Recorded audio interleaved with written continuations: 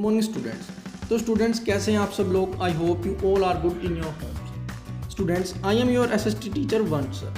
Students last time आपने मेरे साथ किया था sectors of the Indian economy, second chapter of our economics book. तो स्टूडेंट्स अब हम जो चैप्टर शुरू करने वाले हैं वो है chapter number 4 of geography agriculture. तो स्टूडेंट्स चलिए शुरू करते हैं इस चैप्टर को। So students in this chapter first of all we will discuss about agriculture.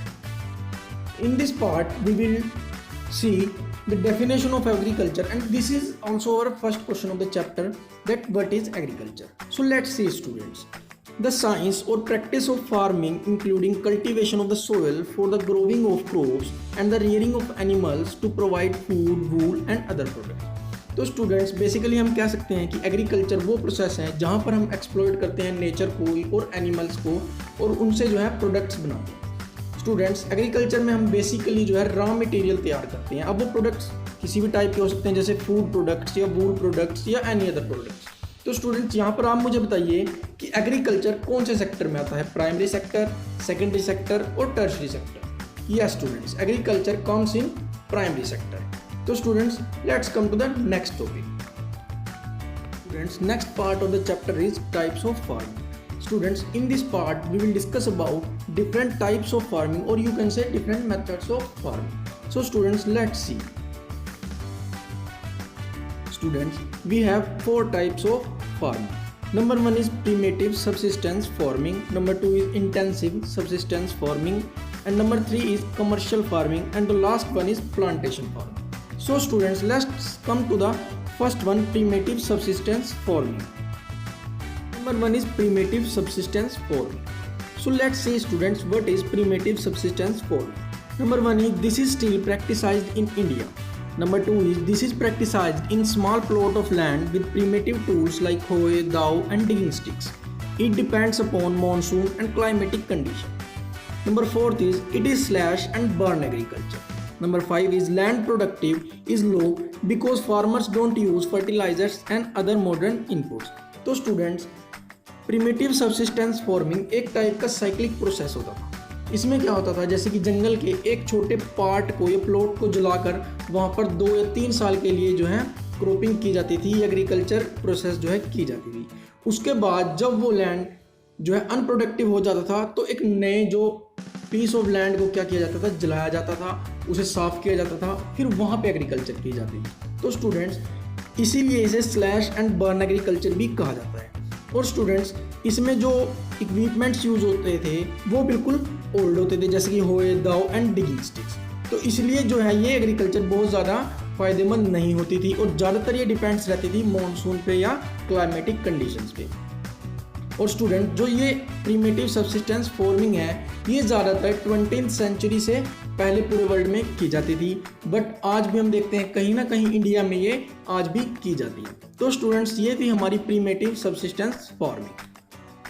तो स्टूडेंट्स इस इमेज में आप देख सकते हैं process of primitive subsistence farming. आप राइट से लेफ्ट की तरफ जाते हुए देख सकते हैं कि सबसे पहली जो इमेज है उसमें एक प्लॉट को जलाया गया है जंगल के, उसके बाद उसको सफाई की जाती है और फिर वहाँ पे जो है क्रॉपिंग की जाती है। तो ये जो है हमारी प्रोसेस रहती है प्रिमिटिव सब्सिस्टेंस फार्मिंग। फ्रेंड्स अब प्रिमिटिव सब्सिस्टेंस फार्मिंग को डिफरेंट नेम से जाना जाता है इंडिया में भी और वर्ल्ड में भी। चलिए देखते हैं ये नेम्स क्या हैं। In India north eastern states झूमिंग, Manipur Pamlou, Chhattisgarh Deepa, Andaman and Nicobar Deepa, Madhya Pradesh Bewar and Dahiya, Andhra Pradesh Podu Penda, Orissa Koman Bringa, Western Ghats Kumari, Rajasthan Valre Waltre, Himalayan belt Khil, Jharkhand Kuru. And in the world Mexico and in Central Africa milpa, Venezuela conuco, in Brazil roca, in Central Africa masole, in Indonesia ladang and Vietnam ray. तो students ये different name हैं जिनसे slash and burn agriculture या फिर हम कह सकते हैं प्रिमिटिव सब्सिस्टेंस फार्मिंग को जाना जाता है। Second one is intensive subsistence farming. So let's see students, practiced in area of high population, there is high pressure in land, it is a labor intensive farming, and last one is biochemical input and irrigation are used for obtaining higher production. तो students, जो intensive subsistence farming होती है वो वहाँ पर की जाती है जहाँ पर हाई पॉपुलेशन होती है और उसका हाई प्रेशर होता है लैंड के ऊपर। कहने का मतलब ये है कि पॉपुलेशन ज़्यादा है और जो लैंड है हमारे पास फार्मिंग करने के लिए वो बहुत ज़्यादा कम होता है। तो स्टूडेंट, ये ज़्यादातर हमारी इंडिया में आप देख सकते हैं की जाती है और हरियाणा यमुनानगर में भी की जाती है। तो और स्टूडेंट, इस प्रकार की फार्मिंग में बहुत ज़्यादा लेबर का यूज़ होता है, इसलिए इसे हम लेबर इंटेंसिव फार्मिंग का नेम भी देते हैं। And the last one is biochemicals are used in this type of farming and irrigation are mostly used in this farming। जो स्टूडेंट्स प्रीमिटिव सब्सिस्टेंस फार्मिंग थी वो मॉनसून पे ज़्यादातर डिपेंड होती थी, पर ये मॉनसून पर डिपेंड नहीं होती ज़्यादातर, इसमें इरिगेशन का यूज़ किया जाता है।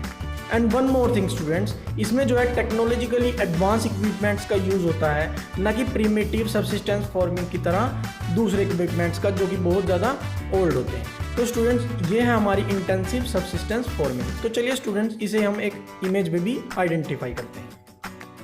इस इमेज में स्टूडेंट्स आप देख सकते हैं इंटेंसिव सब्सिस्टेंस फार्मिंग। अच्छा, आप मुझे बता सकते हैं यहाँ पर किस चीज़ की फार्मिंग की जा रही है? यस, राइस की। तो स्टूडेंट, यहाँ पर आप देख सकते हैं बहुत ज़्यादा लेबर का यूज़ हो रहा है। तो ये है हमारी students intensive primitive farming.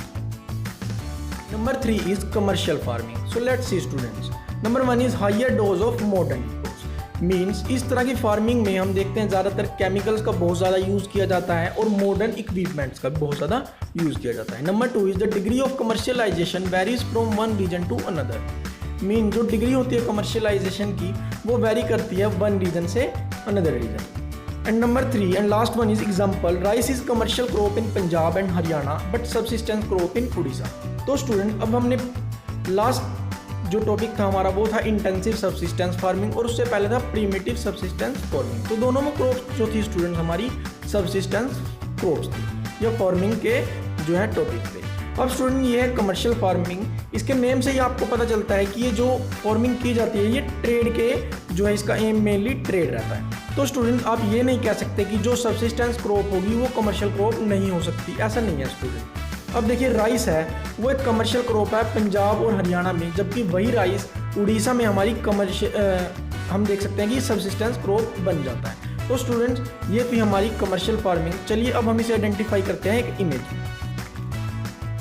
Here we are students, इस इमेज में आप लोग देख सकते हैं कि जो है मॉडर्न इक्विपमेंट्स का यूज़ किया जा रहा है। तो और एक और बात है स्टूडेंट जो आपको याद रखनी है, जो कमर्शियल फार्मिंग होती है वो एक बहुत बड़े पीस ऑफ लैंड के ऊपर की जाती है। तो यहाँ पर आप इस इमेज में बिल्कुल साफ साफ देख सकते हैं।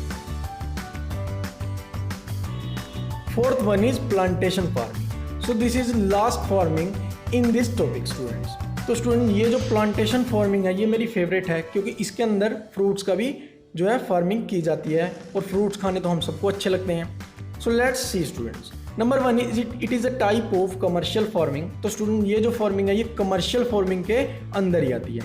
Number 2 is single crop is grown in a large area. इसके अंदर जो है एक सिंगल पीस ऑफ लैंड, बहुत बड़े पीस ऑफ लैंड के ऊपर एक सिंगल क्रॉप जो है उसकी फार्मिंग की जाती है।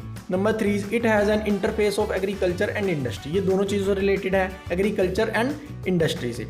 It is done on a large tract of land using capital intensive inputs with the help of migrant laborers। तो स्टूडेंट, इसके अंदर भी जो है माइग्रेंट लेबर का बहुत ज़्यादा यूज़ किया जाता है। Number 5 is used as raw materials in industry. तो स्टूडेंट, इसमें जो हमें प्रोडक्ट मिलता है उसका मोस्टली यूज़ किया जाता है रॉ मटेरियल्स का इंडस्ट्रीज़ में। जैसे कि हम देख सकते हैं जूस बनाने की इंडस्ट्री है वहाँ पर इसका यूज़ किया जाता है, या दवाइयाँ बनाने की इंडस्ट्री है, या दूसरे टाइप की इंडस्ट्रीज़ में भी इसका यूज़ किया जाता है। तो स्टूडेंट्स, आइए अब हम इसे आइडेंटिफाई करते हैं इमेज में।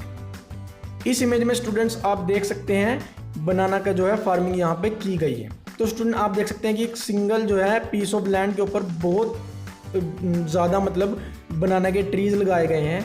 ये है हमारी प्लांटेशन फार्मिंग। तो स्टूडेंट, इस फार्मिंग में एक मेन बात आपने याद रखनी है कि इसमें जो है प्लांट को एक ही बार उगाया जाता है और कई ईयर लगातार उससे जो है हमें फ्रूट्स मिलते हैं या प्रोडक्ट्स मिलते हैं। जैसे कि एग्जांपल फॉर हम ले सकते हैं, इसमें बनाना है या किसी भी टाइप के फ्रूट्स हैं, या फिर हम ले सकते हैं टी, कॉफ़ी, ये सब। तो now students, next topic and the last topic of today's video is cropping patterns. So let's see students. Students, we have almost 3 cropping patterns. Number 1 is Rabi, number 2 is Kharif, and number 3 is Zaid. So let's come to the first one, Rabi. Students, this is first cropping pattern, Rabi crops. So let's see students. Sown in winter from October to December and harvested in summer from April to June. Next one is important crops are wheat, barley, peas, gram and mustard. States such as Punjab, Haryana, Himachal Pradesh, Jammu Kashmir, Uttarakhand and Western Uttar Pradesh are main Rabi crop producing states. Availability of precipitation during winter months due to western temperate cyclones help in the success of these crops. तो students western temperate cyclones के बारे में आप पहले ही पढ़ चुके होंगे 9th class में, तो मुझे लगता है समझाने की इसमें ज़रूरत नहीं होगी कि वेस्टर्न टेम्परेट साइक्लोन्स क्या होते हैं. And the last one is the success of green revolution in Punjab, Haryana, Western Uttar Pradesh and parts of Rajasthan are also being an important factor in the growth of Rabi crops. तो students ये थी हमारी रबी crops. ज़्यादातर इन रबी crops को जो है winter season में लगाया जाता है और गर्मियों के सीजन में इनको काटा जाता है. तो स्टूडेंट अब आते हैं हम नेक्स्ट टॉपिक पे, खरीफ crops. So this is second cropping pattern, Kharif crops. So let's see. Sown with the onset of monsoon in different part of the country, harvested in September, October. तो गर्मियों में यहाँ पे इसे लगाया जाता है मानसून के टाइम में. Important crops are paddy, maize, jowar, bajra, tur, moong, urad, cotton, jute, groundnut and soybean. Some of the most important rice growing regions are Assam, West Bengal, coastal areas of Odisha, Andhra Pradesh, Tamil Nadu, Kerala and Maharashtra, particularly the Konkan coast along with Uttar Pradesh and Bihar. And the next one is recently paddy has also become an important crop of Punjab and Haryana. In states like Assam, West Bengal and Odisha, 3 crops of paddy are grown in a year. ओस, अमन and बोरो. तो students ये ओस, अमन and बोरो बहुत ही important crops हैं, इसे हमें ज़रूर याद रखना है. तो स्टूडेंट ये थी हमारी खरीफ क्रॉप्स. आगे हम चलते हैं next and last one cropping pattern, zaid पे. Friends, this is last cropping pattern, zaid crops. So let's see what is zaid crops. Zaid season is a short season between the rabi and the kharif season during the summer month. तो students kharif और rabi season के बीच का जो season होता है वो हमारा होता है zaid crop season. Crops produced are watermelon, musk melon, cucumber, vegetables and fodder crops. तो स्टूडेंट ज़ायद क्रॉप्स में आपको देखने को मिलेगा cucumber, watermelon, musk melon and different vegetables. तो आप आराम से इन फ्रूट्स के सीज़न को देख के समझ सकते हैं कि ज़ायद क्रॉप्स का सीज़न कौन सा है.